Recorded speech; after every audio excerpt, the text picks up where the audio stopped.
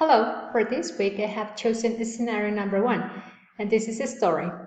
You get a call from your 12-year-old son's school 2 hours before school is out. You're told that your son is not in school, although he was in his earlier classes. You know he isn't at home, so you attempt to go looking for him. At the end of the school day, you head back to the school just in time to find him arriving back at the school as well. It turns out that he and a friend left the school, walked to his bank to withdraw money, walked to sporting goods store, purchased 2 airsoft pistols, which are illegal to purchase unless you're 18 years old, went to the park and shot them, and then went back to school in time to catch the bus. Number 1, identify the problem.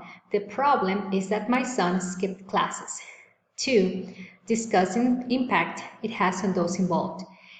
I know that any student that skips classes is more likely to become engaged in activities that most parents would not approve. My son may get acquainted with people that may introduce him to illegal drugs or influence him to do shoplifting.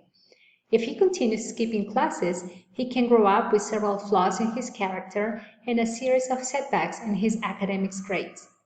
3. I will discuss an alternative.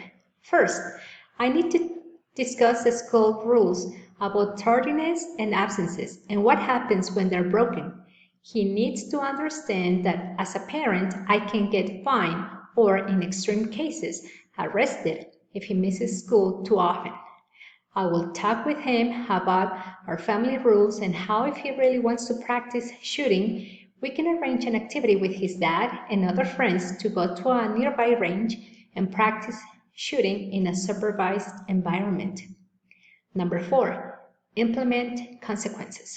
In this case, the punishment for him for skipping classes is that he won't be able to use any electronics like his iPad, video games, or any type of console that we have at home for a few weeks. And the number 5, explain future expectations. My expectation is that I hope that this is a one-time occurrence, but if for any reason he feels tempted to do it again, he needs to know that it's important to communicate, to express his feelings. And together, we can understand the situation and find an alternative or professional help if that is the case. I want to offer him support throughout his adolescence years. Thank you.